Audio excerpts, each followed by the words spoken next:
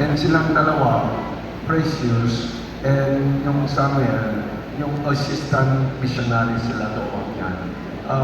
They are attending church because yung Samuel studying here grade 11 in our school. Tapos yung Precious, may trabaho, graduate naman siya, college already, trabaho doon sa Manila. Okay. Now, let us welcome our missionary and pioneer of this country church name, Pastor Ricky Calceta. Bigyan niyo ang pinakamalakas na palakpak. Sumigaw kayo! Woo!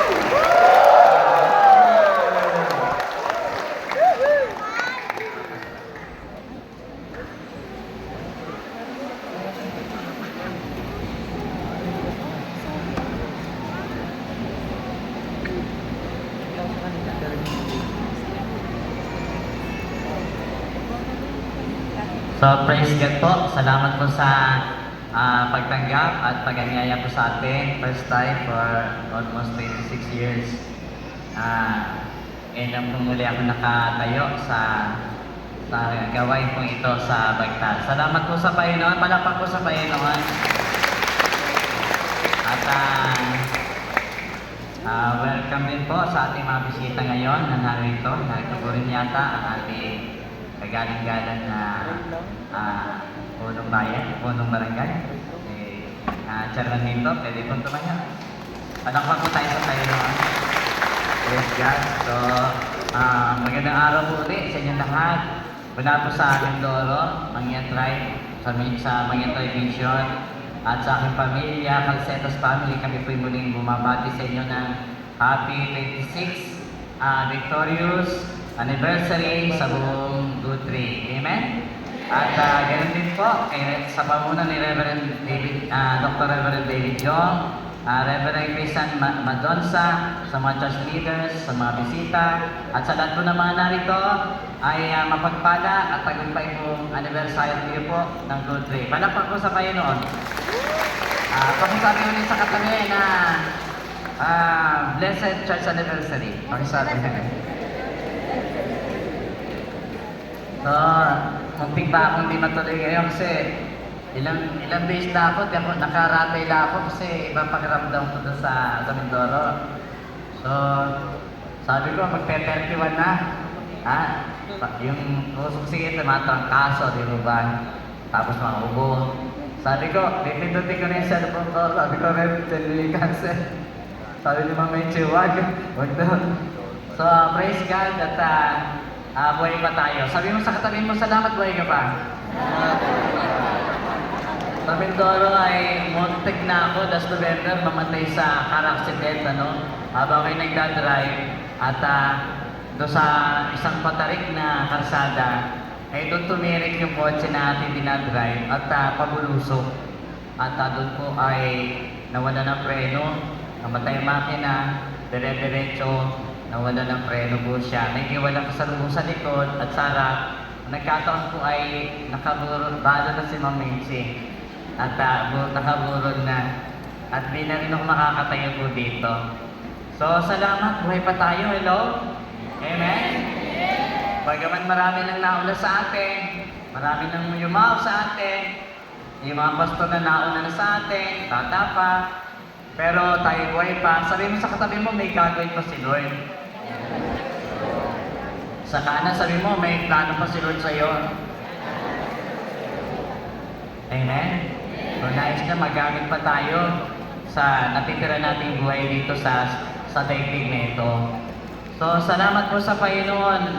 Naalala ko po yung gawain dito. Nagsimula kami ni Reverend sa isang unit lamang na doon ako nakatira. Sinali ng church, sa phase 3. At ilang pa lang aming naaakay noon. Na siya na rin kagaya nila Ate Nix, yung Arlene family, Nanay SP. So, Nanay SP. At sino ba? Arlene family, Ate Liz. Ayan. So, yung mga Edmond family, so maraming mga medyo nawala na. Pero mga ilan-ilan sila ng mga naging pangunahin, naging unang bahagi sa gawain ng Panginoon.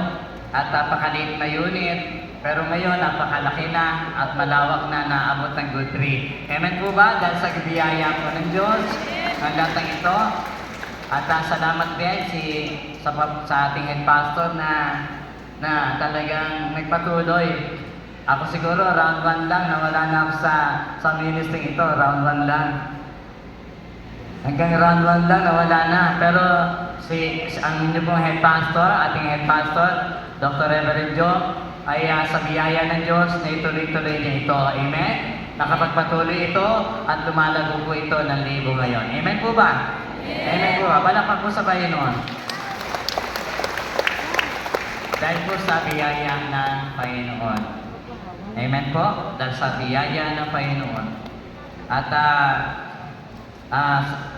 sa Mindoro po ay kadalasan ang pagsasaka po yung pinakapangunahing pinagkakakitaan, no?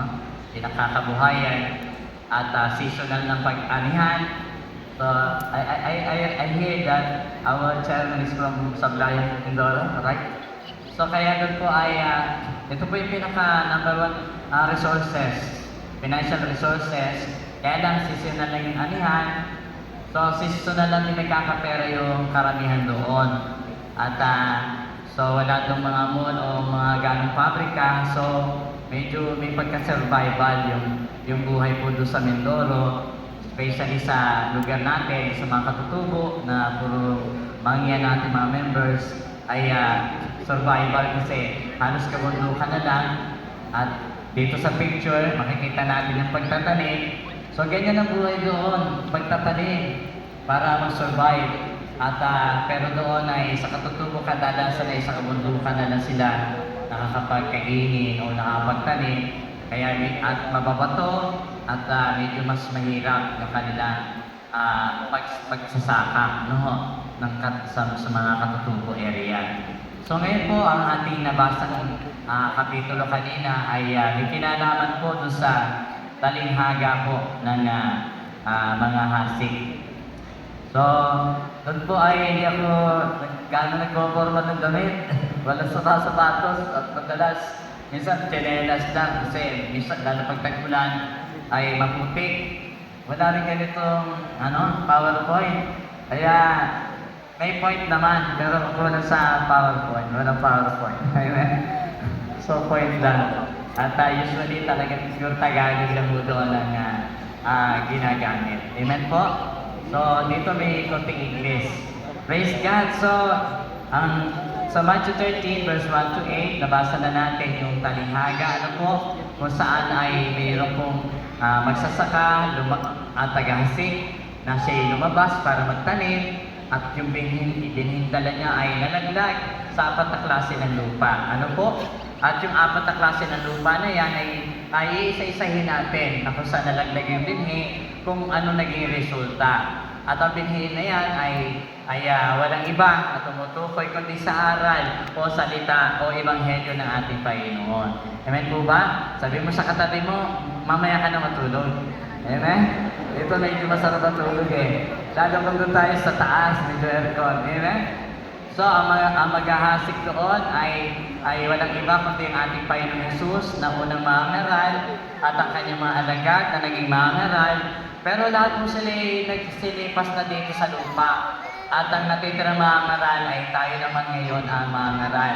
Amen po ba? Sabi mo sa katabi mo, ikaw naman ang mangaral ngayon. Yes. Salita ng Diyos. Amen? Ebanghelyo ni Kristo. Walang dalang religion. Salita lang ng Diyos. Walang dalang sekta. Magandang balita lang ang pagliligtas. So yun po ang binhi. At yung 4 na lupa po ay nire-reveal po ng ating Panginoon base sa kanyang paliwanag na hindi talaga siya literal na lupa, na ito'y talaga mga puso ng tao. Sabi mo, puso ng tao. Amen? Mga puso ng tao, iba-ibang klase, types of hearts of men. So mga kapatid, ilan nga ba ang ating puso? Sabi ko sa kanta, sana may 2 ang puso ko. Ilan ang kapanganakan ng tao? Ilan? Isang physical birth at isang spiritual world. Amen? Ino naman ang puso ng tao sa physical heart na check ng doktor at isang spiritual heart ng Diyos lang nakaka-check. Hello? Eh, hindi kaya i-check ng sino man doktor. Hello? Palakpak po sa bayo nun. Isang puso na kayang operate ng doktor. At pangalawang puso ay yung pusong tanging Diyos lang ang kaya mag-operate at magbago. Hello? Palakpak po sa Diyos. So tayo po hindi, dalawa, may physical being and we have spiritual body. Amen?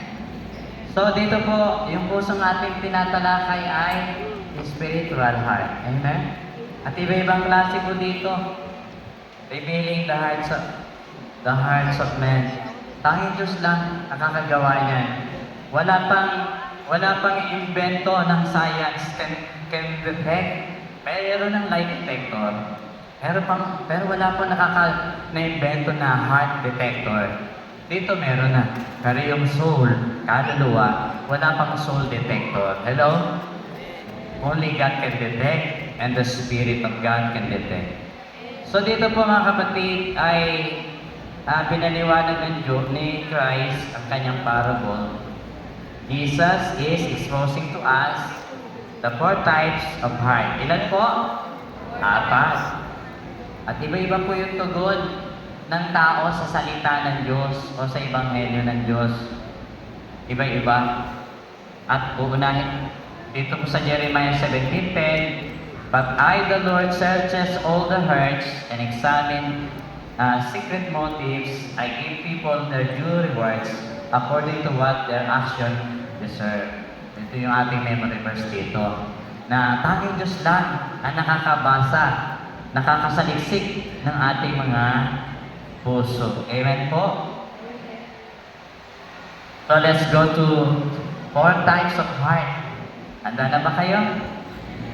At habang ating isa-isa, tingnan natin sa kaya tayo dito. Number 1, yung wayside. Yung wayside. Sa second slide ng wayside, tinatawag natin ito na dahil daanan na lupa, siyempre medyo matigas yun. Amen? Daanan. Kahit ano pwede. Hello? Kahit anong reliyon pwede. Whiskey na ano, pwede. Amen? Daanan nga eh. So daanan po siya. Pero ang kagandahan dito, Panginoon, kahit anong klase kang tao, kahit anong klase ang lupa, God is giving everyone a chance to hear the gospel and be saved. Hello? Amen? Palakpak po sa Panginoon. Grabe siya. Kahit sema na pinakamatigas at pinakamalambot, God is giving everyone a chance to be saved. Hallelujah. Number 1 po yung daanan.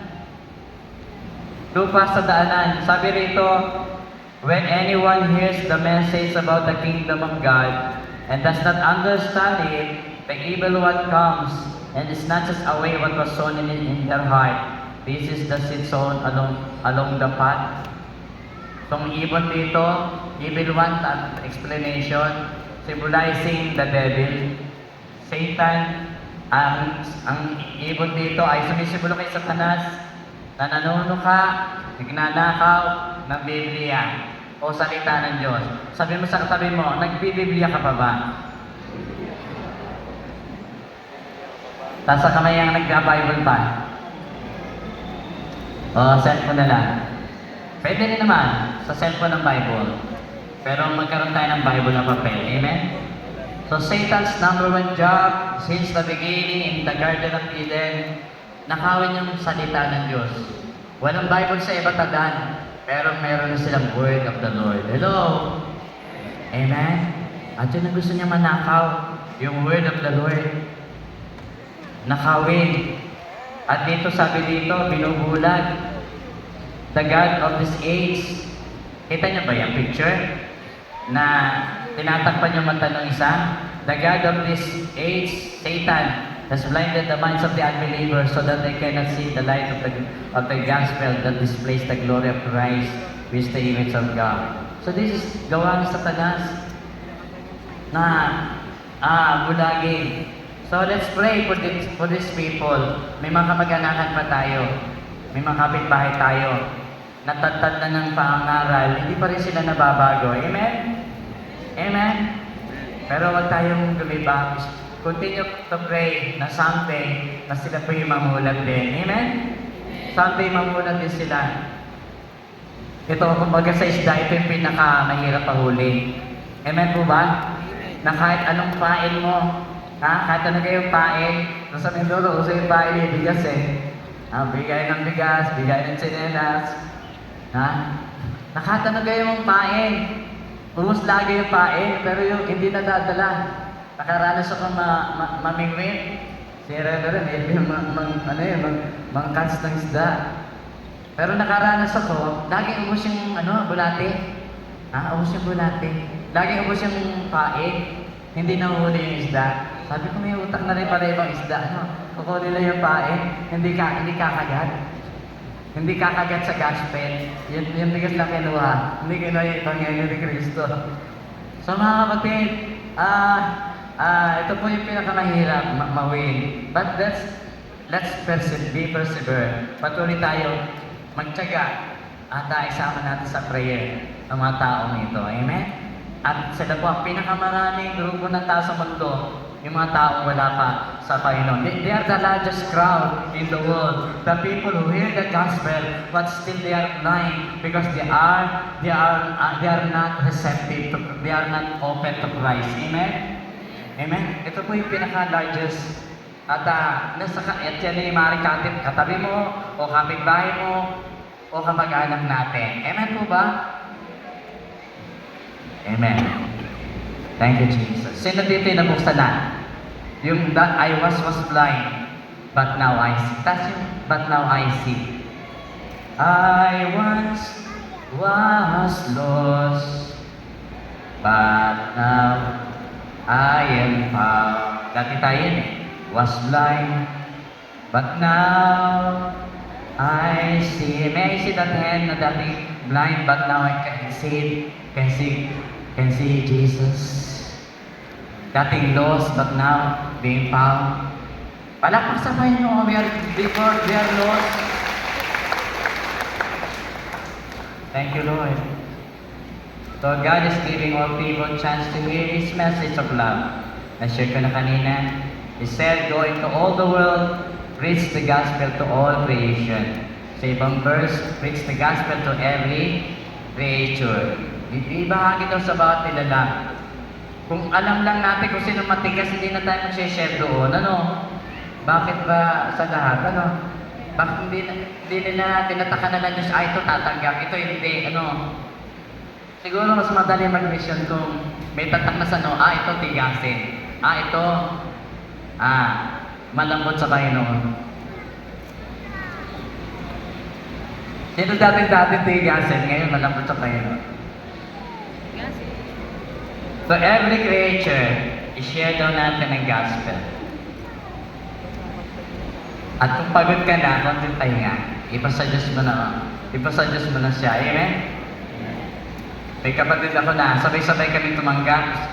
Sinira ng gospel almost 36 years ago. Hanggang ngayon, halos hindi pa naboborn again. Nagkahiwa-hiwalay na. Halos masira na halos ang family. Pero dahil sa sakit, nag-church na siya. Amen? So sometimes it takes crisis to receive Christ. Hello? Karamihan sa mga, halos lahat naman tayo bago na lipat kay Christ, we face crisis before Christ. Amen? So the second one, the rocky ground, ang mabatong lupa, sample on the rocky places, at kung saan wala masyadong lupa, ito yung madaling tumubo, at because the soil was so slow, but when the sun came up, the plants were scorched and they withered because they have no root. So, yung binido na nalaglag sa mabato ay tumubo naman. Amen? Sabihin mo sa katabi mo, Gising ka pa ba? Amen. So tumubo naman siya.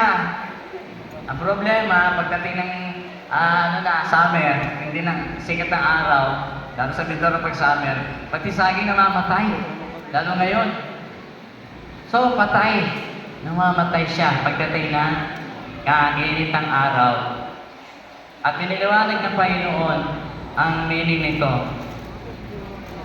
Ng init ng araw, sabi rito, the seed fallen on the rocky ground refers to someone who hears the word and receive it with joy. Tinanggap naman niya na may kagalakan ang salita ng Diyos. But since they have no root, they last only for a short time. When trouble or persecution comes because of the word, they quickly fall away. Ang ganda na sana nito, no? Naakay na siya sa Panginoon. Na-evangelize mo na siya. Talaga namang receptive. Tanggap agad siya sa Panginoon. Naging active naman. Nagkalas na siya ng bisyo. Nagkalas na siya ng mga dapat kalasin. Hello? Dahil ang mga nakipag-isa kay Kristo Jesus, talaga nagiging bago nila lang. Amen? Amen! Nawawala yung luma, nagiging bagong pagkatao. Marami nakakalas. At dahil nakalas sa kanya maraming masasamang bagay, ay umusbong ang pag-uusik sa kanya. Hello? Inuusik siya ng kapamilya, kabarkada at ng iba pa. At dahil sa pag-uusik, sabi ng Biblia, na sinisimulan ng sunrise, agad siyang nalalanta, nalalamig, at nawawala. Hello? Nakaranas na ba kayong usikin? Amen? So nakaranas na nung nakay-Lord, binago ka din inusik. Nung kay batang Kristiyano po, high school ay dahil nabago na ako, puro Bible na, ay naranasan ko usikin. At ako po'y iwanan ng aking mga kabarkada. Amen? Iwanan ng mga kabarkada. So, iniwan ako ng mga kabarkada at sabi ko sa sarili ko, ganito pala yung maborn again. Maging Christian na malungkot, nagsosolo, nilalayo ng mga barkada. Sabi ko sa sarili ko, ititigil ko na itong pagbabible na ganito. Nakaranas na ba kayo gano'n? Yung mga barkadang may sa kabastusan, nalayo na sa'yo. Kasi puro Jesus, Jesus ka na. Sabi ko, ititigil ko na ito.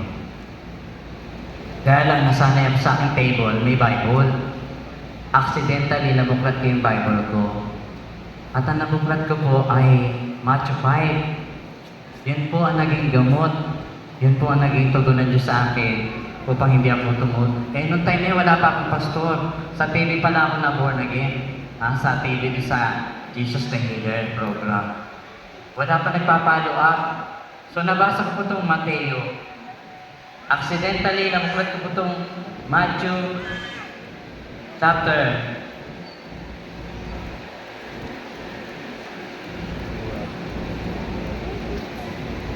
Yung Matthew 5 verse 10.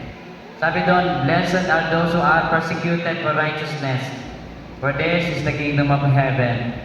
Plano ko na pong mag-stop mag-Bible. Sa edad na kabataan, walang pastor, pero nung nabasa ko to, bigla po akong nabuhayan. Amen? Ako na parang naawa sa sarili ko. Nakita ko sabi doon, mapala daw ako. At ang sabi doon sa dulo, lumundag sa tuwa kapag ikay inuusik. So naalala ko noon, mag-isa akong naglulundag sa tuwa mag-isa. Mapalad pala yung inuusik. Amen? Hindi pala siya kawawa. So, dinamit ang Panginoon ng talatang ito para po tayo ay magpatuloy sa Panginoon. Sa backward po, meron po talagang pag-uusig mga kapatid pagdating po sa Panginoon. Amen? Sa pagtanggap natin ng salita ng Diyos, meron po talagang pag-uusig. There is persecution in receiving the Word of God. Meron po tayong konting sabi dito from backward po, from the voice of the martyrs. Sabi po dyan, every araw-araw po daw, 13 Christian worldwide are killed because of their faith. Sa buong mundo ito, kada araw daw may pinapatay na Kristiyano dahil sa kanilang pananampalataya? May napatay na po ba sa good tree dahil sa faith? Wala pa naman. Amen? Mapalad sa Pilipinas. Amen? Palakpak po sa Panginoon. Praise God. Buhay pa tayo. Tapos, every day, 12 churches are Christian churches or 12 churches or Christian building are attacked around the world every day. Pero tingnan yung building lupa. Amen? Amen. Praise God. Palakpak sa Panginoon lupa. At lalaki pa yata. Amen? Then every day, 12 Christians are unjustly arrested or imprisoned. Araw-araw po yun. Nakukulong. Mapalad po tayo sa Pilipinas. Kahit saan ka mag-Bible, pwede. Hello? Amen? Amen. Palakpak sa Panginoon. Sabi natin, purihin ang Panginoon. Walang papatay sa'yo kung mag-Bible ka araw o gabi. Kung magganyan ka nga araw o gabi, walang papatay sa'yo eh. Tayo mag-Bible ka ba kaya? Napakaganda ng Pilipinas. We have freedom. Amen? To do the work of God in the Philippines. Praise God. So mga kapatid, dito sa tabi niya, sabi doon, yes, all who are decide to live godly in Christ will suffer persecution. Kapag daw tayo namuhay ng tama o may kabanalan, meron talagang pag-uusig. Hello? Kaya yung iba, bumabalik na lang sa dati. Ay, nausig ako, balik na lang sa Catholic. At marami nang bumalik sa dati. Sayang po ito mga kapatid. Tumanggap ng salita, may galak na bago, nakalas sa mga bisyo, dahil sa pag-uusig, bigla-bigla, bumalik sa dati. Hindi ko alam kung sasabihin ko to mga backslide Christian. Nakatikim ng biyaya ng pagbabago, pero bumalik sa dati. Wala nang pagtatalo. Pero ang totoo na nakikristo, na naninindigan. Amen? Amen! Sabi mo sa katabi mo, manindigan ka. Kahit may pag-uusig. So, ganun po mga kapatid. Diretso na po tayo sa number 3. Yung binhi po na nagdap sa batuhan. Okay? Pangatlong lupa, among thorns. Daanan, batuhan, bilis matapos, ano? Pangatlo, ayan, tinikan, among thorns. The seed fell among thorns, which grew up and choked the plants. Tumubo rin ang binhi eh. Tinanggap din ang salita ng Diyos. Tumubo rin siya. Pero yung paliwanag ng Panginoon, pasunod na slide, the seed falling among the thorns refers to someone who hears the word, but the worries, sabi niya po, worries of life. But the worries of this life and the deceitfulness of wealth choke the word, making it unfruitful. So ito yung pinakamabigat. Hello? Sabi niyo, alalahanin sa buhay. Sabi ko, mukhang kasali kami dyan Hindi po kamo tayo pastor. Marami nang akay sa Lord. Wala nang worries of life. Still, there is worries of life. Kaya lang magandang lupa yung nasusunod kasi nahawa na siya. But there is worries of life. So ito yung mga nakarinig na tumubo naman, nakakilala sa Panginoon, pero tatawagin po natin itong divided heart. Hello? Pusong nahati. Amen? Pusong hati-hati. Amen? Yung pagtanggap na kay Lord, dati Lord, nung kalaunan, ay hati na siya. Dahil sa mga alalahanin, nahati na yung puso niya. Amen? 50-50 na lang ang kanyang commitment sa Panginoon. Nung una, Lord, ibibigay ko sa iyo ang buong buhay ko sa iyo. Naalala ko nung may binata pang nagpapahilan dito sa amin ni Reverend. Mag-isa ko doon sa bahay na inuupahan. Sabi ko, Lord, buong buhay ko maglilingkod, hindi ako mag-aasawa. I will follow like Paul. Amen? Gaya ni Pablo. Pero dahil sa init at lungkot na nag-iisa, binawi ko, sabi ko, Lord, hindi ko na pala kaya mag-single. Bigyan mo na ako ng asawa. Amen? Kaya yung tutor ni Reverend, si Mamichi, panay-panay ang punto sa akin, yun ang pang-asawa ko. Wala pang sabahin nun. Hallelujah. So, through Reverend John, I have first time to have a girlfriend. Hindi ako kasi marunong manligaw eh. Mahihain. At pinakatakot ko yung tatayo sa unahan.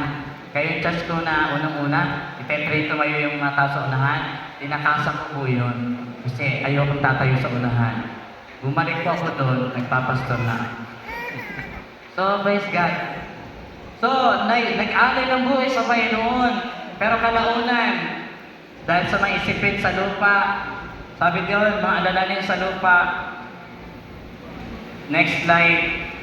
The cares of this world and the deceitfulness of riches and lust of other things. Sabi doon, choke the word, no? Ito pa yung picture. Nasasakal, amen? Nang mapanirang damo ang kanyang buhay pananampalataya. Napakabigat na labanan ito ngayon. Lalo ngayon sa yung ating pagbaba ng value ng pera. Amen? Malakas ang mga worries. Hello? Ang mga worries of life. Malakas ang mga isipin panlupa. But praise be to God. Greater is He who is in us than Satan who is in the world. Amen? Amen? Mas malakas ang mga isipin, mas malakas ang worries, but mas malakas ang Diyos natin. Amen? Amen? Malakas sa Panginoon. Sabi niya sa Pilipos, cast all your cares upon Him. Ilagak daw natin ang ating mga worries, ang mga alalahanin sa Kanya, because He cares for you. Sabi niyo sa katabi mo, God cares for you. Hallelujah. So mga kapatid, may mga bigger problem tayo, but we have bigger God. Amen? Sabi doon, ilagak natin ang ating mga kabalisahan, mga worries, mga anxiety, alalahanin. Ano pa ba? Takot? Kasi may nagmamalasakit sa atin. Ulitin nga natin sa kanan, may nagmamalasakit pala sa'yo. Grabe. Mahal na mahal pala tayo ng Panginoon. Minsan, nasa dulo na tayo. Nasa dulo na, no? Huling saing mo na siguro. Meron pa pang ganun na problema. Nung araw, yun yung sinaing aming problema eh. Tayo na namimigay ng bigas. Amen? So, praise God. Madalas, minsan inaalaw ng Lord, nasa dulo ka na. Ang karanas na ba kayo nasa dulo na bago dumating himala? Parang pelikula.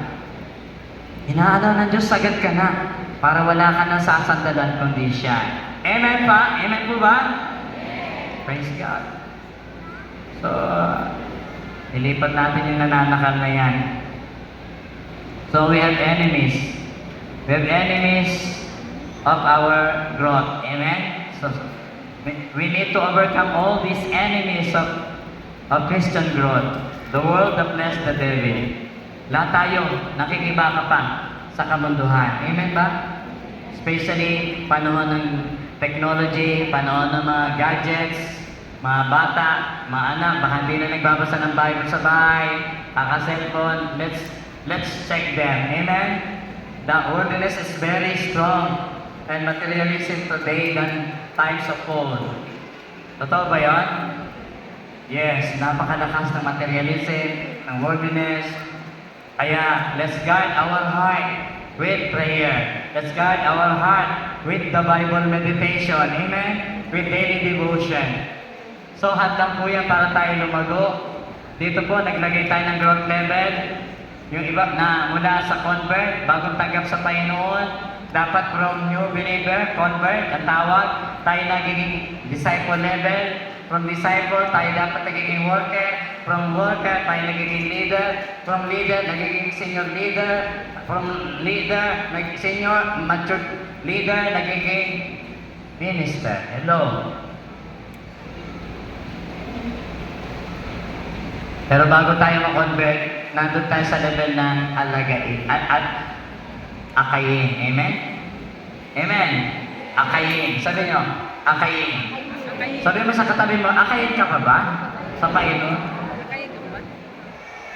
Akayin? Amen?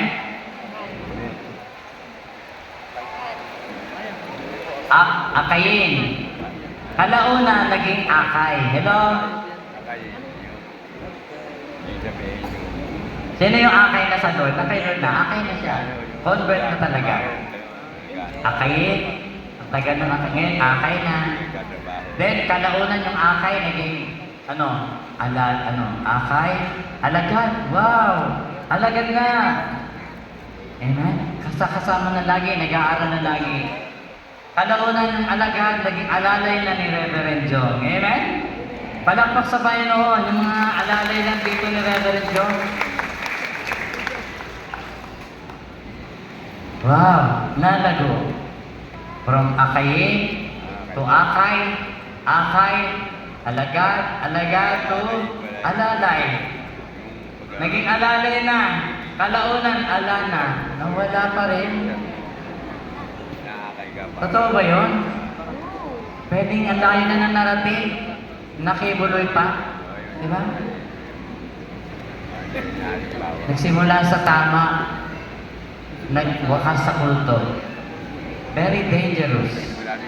Amen. Hindi ka tayo matagal na sa Panginoon. Wala ng danger. Amen?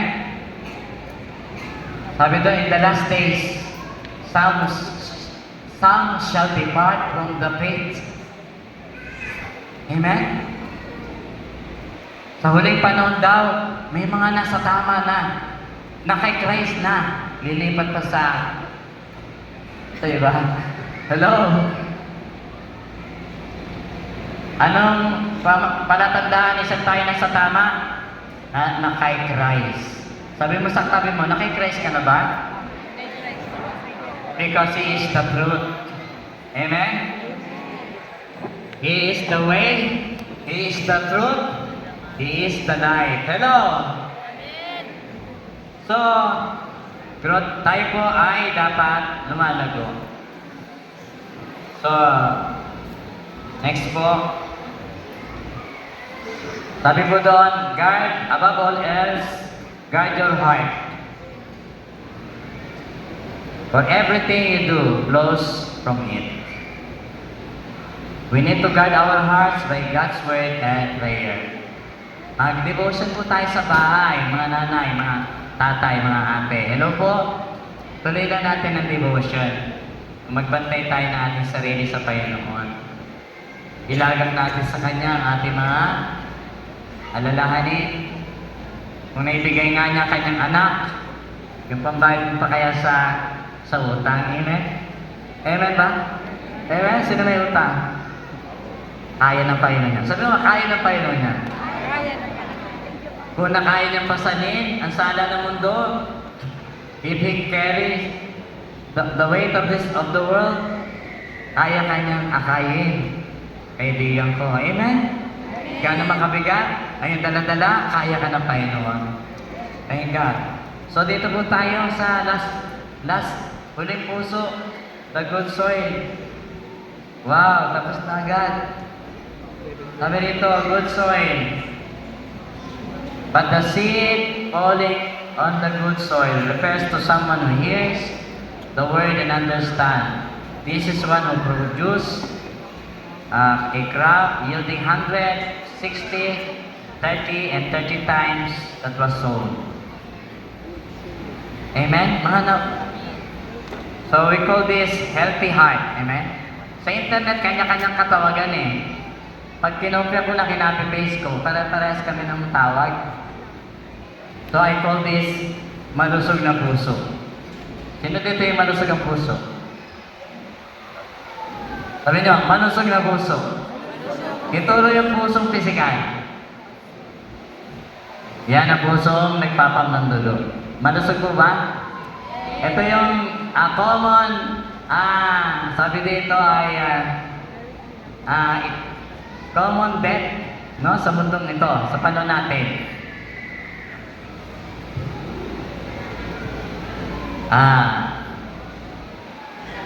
Ito daw ang pinaka number 1 ngayon na karaniwang cause of death sa mundo.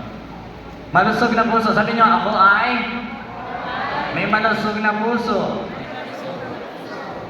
Kasi, pag hindi, delikado yung heart attack, ano? Yung mga cardiac arrest. Bigla-bigla na lang, lusog-lusog naman eh, no? Bigla-bigla namamatay. Ganun din yung puso natin pang kaluluwa. Hello?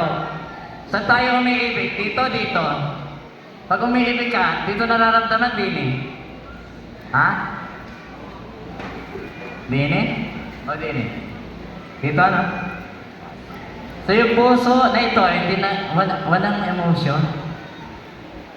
Blood, ano lang siya? Circulator lang siya ng blood. Hello? Pero ang pusong umiibig ay nasa kaluluwa. Hello? Amen? Amen. Walang pasabay nun.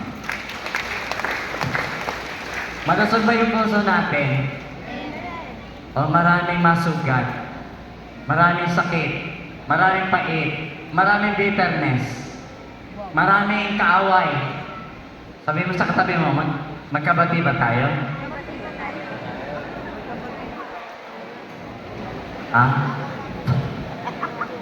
May bitterness, sabihin natin, patanggal na natin to sa Lord. Amen? No, ako'y muntik na ma-aksidente, sabi ko, ang dali na pa na mamatay. Sabi ko, patatawarin ko na itong mga mukha na ayaw ko na makita. Amen? So nakapagpatawad ko ako. Nung araw na yun, nalinis ang aming mga puso, nalinis ang makina, nalinis ang aming mga bulsa. Amen? Hallelujah. So mga kapatid, healthy heart, malusog na puso, malusog na lupa, namumunga sa Panginoon. The good soil po ay lumalago at namumunga. Amen? From convert, nagiging disciple. From disciple, nagiging worker. From worker, nagiging leader. Nag-growth. Hindi siya nananatiling baby Christian. Hello? Amen? Amen? Hindi na siya laging inaalaga at pinapalo up. Siya na yung nag-aalaga sa iba. Amen? Thank God. Salamat sa Panginoon. At di na siya leader. Naglilid na siya ng mga tao. Naglilid na siya ng mga kaluluwa. At namumunga siya sa Panginoon. Sa lumang tipan, sabi doon sa lumang tipan, humayo kayo at ano, sabi kayo batadan, anong sabi?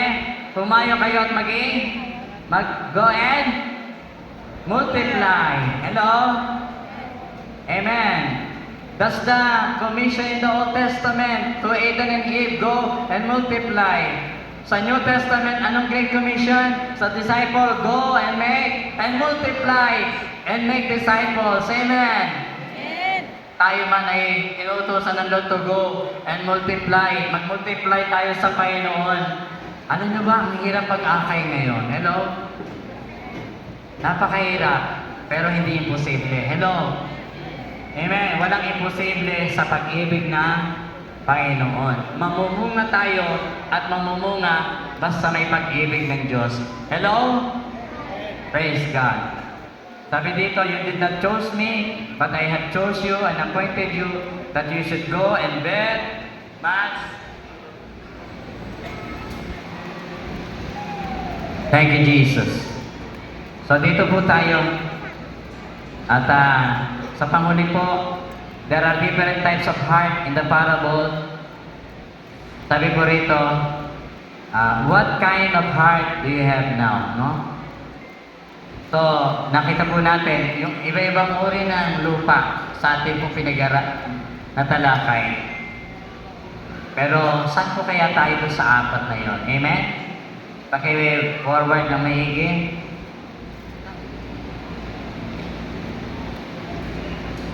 Yan po, yung dating puso natin ay pinag-ari ng kadiliman, Nung pumasok si Kristo, nagkaroon ng liwanag. Yung mga hayop na simbolo na iba-ibang uri ng kasalanan ay naglayasan. At sa pangatlong picture, naging malinis at mahawa ng ating puso. Tayo naging bagong nilalang kay Kristo. Amen? At tayo naging mabunga kay Kristo. So yan po ang mabungang Kristiyano.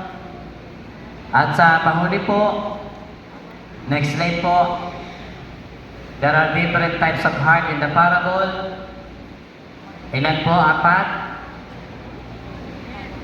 Wayside, rocky, mabato, thorny, then good soil. What kind of heart do you have now? Saan po tayo dito, mga kapatid, sa palagay natin? Amen? Saan tayo kabilang sa 4? Tayo ba yung daanan na hanggang ngayon, hindi pa rin nakikilala ang Lord?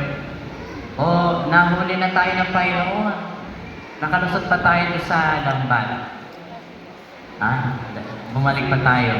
O yung nakailod na tayo, matinig, pero nasa church na tayo, pero hindi tayo namumunga sa Panginoon. O yung nandito tayo na kahit pagod na, ang dami ng pagod, ang dami ng hirap, nagpapatuloy pa rin tungo sa hangganan ng pagkatawag ng Panginoon kay Kristo Jesus. Amen? Amen? Palakpak po sa Panginoon. Marami po dito almost 3 long years. Very tired so much when we are praying. Tapos, ang dami dito pagod na talaga. Pero mga kapatid, sabi ng Panginoon, your labor is not in vain. Amen? Your labor is not in vain. At ang sabi doon ni Paul, doon sa Hebrews, tayo magpatuloy tungo sa hangganan ng pagkatawag ng Panginoon. The number 2 question, what will you do to become a fruitful Christian in the Lord? So, ano nga dapat natin gawin? Siyempre, first of all, let's surrender our hearts to the Lord. Amen? Let's share this message of love at manatili po tayo sa Panginoon. Never give up. Huwag tayong sumuko. At conclusion, sabi ko rito, let us search our hearts and lives. Let us commit ourselves once again to the Lord, surrendering everything that hinders us, our growth and fruitfulness in the work of the Lord. So, tayo po ay tumayo sa Panginoon. Thank you, Lord. Naalala ko si Paul said, nagpapatuloy nga ako tungo sa hangganan. Amen? Kahit gusto mo nang gumibap. Amen? Let's finish the race set before us. Even, di man nanunungkulan, napapagod din. Marami rin iniinda. But we all must finish the race. Kahit gusto mo nang tumigil, tuloy pa rin. Amen? Kasi hindi tayo pinatitigil ng Panginoon. And not only that, there is a reward. There is a great reward in heaven sa mga naglilingkod sa Panginoon. Thank you, Jesus. Can we sing one song?